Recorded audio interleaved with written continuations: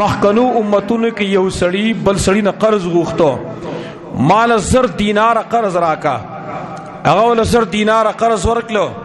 د کوم سړی چې قرض غوښتلې دا وته بیرته وای څه غوا درکم چې زما استاد معاملې وشو پلاني تاریخ باندې او زه تعالی بیرته قرض درکوم، څه غوا درکم او تسوي کفا بالله شهیدا، الله گواه پورا دی، بس گواهان موهان نه غواړم. بیا ته څه سیموار دل درکم او ته کفا بالله وکیلا، الله سیموار پورا دی. تاریخ متعین شپلانی تاریخ پانه بمانه دوباره پیسې راوړي. دا سړی د دریاب نه پورې غاړه دی. عام قصه نه درونو، د صحیح البخاری صحیح الاسناد روایت ته ټیم هغه پورش سړی 1000 دینار راواغستو، دریاب غاړه باندې ولاړ د کشته انتظار کوي چې اوس په کشته راشي او هغه سړی د خپل امانت ورسوم. کشته رانله چې کشته رانله الته تاریخ متعین کړي، وعده وسره کړي، نیټه وسې خودلې دا بل سړی دې طرف ته دریاب غاړه ته راغله چې زماغه قرضدار براشي مال به قرض راکي. 1000 دینار ډېر غټ شعر معمولی پیسې نه دي. 1000 دینار دا کروڑونو روپۍ وس جوړیږي، دا غینه کروڑونو روپۍ دی جوړیږي. د 100 دینار نه ونی می تولې سونه جوړیږي. سړی راي دریاب په غاړه باندې کشته نشته لري، وعده کړی دا وعده خپل پوره کوي. دې ته تقوا ویل کیږي، زمارونو دې ته پرهیزګاری ویل کیږي.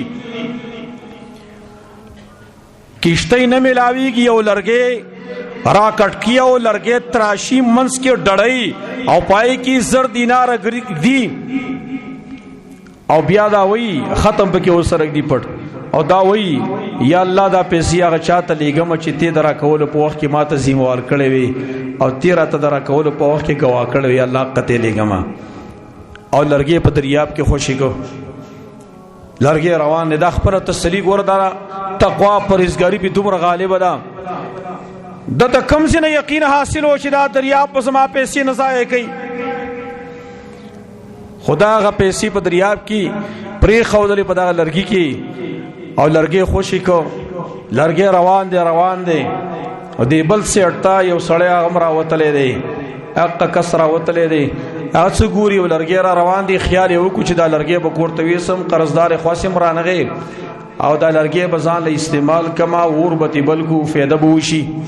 لرګي راواغست کوړته لاړ چې لرګي کله وچاو تخز مخز باندې گزارو کو هغه لاندې پیسې ورزيدلې ختم پکې دی. بل ورځ سړی بیا راغی، آته خدای یقین نو چې ګری زما پیسې ورسېدلې. بل ورځ سړی راغی 1000 دینار نور راغستري دي. راغی کسته وی تاسو خپنه شي، خو بل ورځ راتلم خو کشته راته ملاو نشوه، لہذا زه واپس تلوما. دا وته نو چې ما پیسې دې سره غلېږي، نه وای تاسو خپنه شي، وای اوس مې پیسې راوړي او ته وای ستا پیسې ما ته را رسیدلې دي، وای ستا پیسې ما ته را رسیدلې دي. زمارونو چې کلم تقوا کوي، سړی پرهیزګاری کوي، دریاب هم الله تابع کوي د انسان لپاره. اسمان وریځ بیا تابع دي، حیوانات بیا تابع دي، هر شی بیا تابع دی. ان الله مع الذين اتقوا، الله دا خلق ملګری چې کم خلق تقوا کوي پرهیزګاری